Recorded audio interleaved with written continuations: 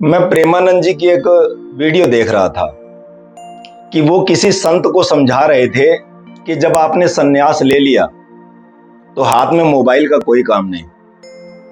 मान लो कल को आपके घर से कोई फोन आ गया तो आपका चित्त तो विचलित हो जाएगा, उस तरफ लग जाएगा। फिर महात्मा बनने का फायदा क्या है? बहुत अच्छी बात है, वो अपनी तरफ से उनको ज्ञान दे रहे हैं, परंतु मैं इस पर दो शब्द बोलना चाहता हूं।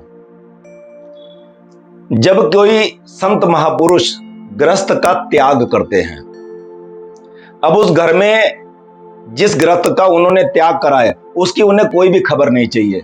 चाहे कोई छत से गिर जाए, चाहे कोई जल करके मर जाए, चाहे कोई एक्सीडेंट से मर जाए या उस एक्सीडेंट को भोग रहा है, उन्हें उनके जीवन से कोई लेना देना नहीं है। परंतु संत महापुरुष जब गृहस्थ का त्याग करते हैं तो गृहस्थ का त्याग करने का भाव अर्थ होता है कि गृहस्थ एक नरकमयी जीवन होता है जिससे वो दूर हो जाते हैं। अब जिसकी वो खबर भी नहीं सुनना चाहते क्योंकि वो खबर चित्त को विचलित करेगी, परंतु जिस घर में, जिस परिवार में वो घटना घटी है उसके लिए तो जीवन नरक हो गया। अगर एक्सीडेंट से एक व्यक्ति की मृत्यु हो गई, मान लो वो व्यक्ति घर का कमाने वाला है और 4 लोग उसमें हैं, तो 3 तो डिस्टर्ब हो गए। उस घर में औरत की मृत्यु हो गई तो 3 लोग हैं, पूरा घर खत्म हो गया। किसी बच्चे के साथ में कोई हादसा हो गया तो उनके माता पिता की हालचाल पूछो।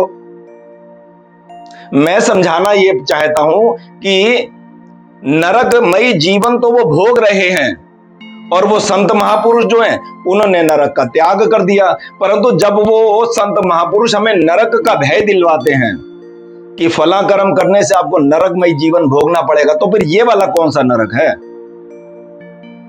ये कौन सा नरक है? क्या 2 नरक मिलेंगे? अगर 2 नरक होते हैं तो हम कहेंगे परमात्मा भी लोगों के साथ में अन्याय कर रहे हैं। जो कुछ भी है, स्वर्ग और नर्क सब यहीं पर ही है। हर व्यक्ति अपने कर्मों के दंड भोग रहा है किसी न किसी रूप में। कोई स्वर्ग नाम की चीज नहीं है, कोई नरक नाम की चीज नहीं है।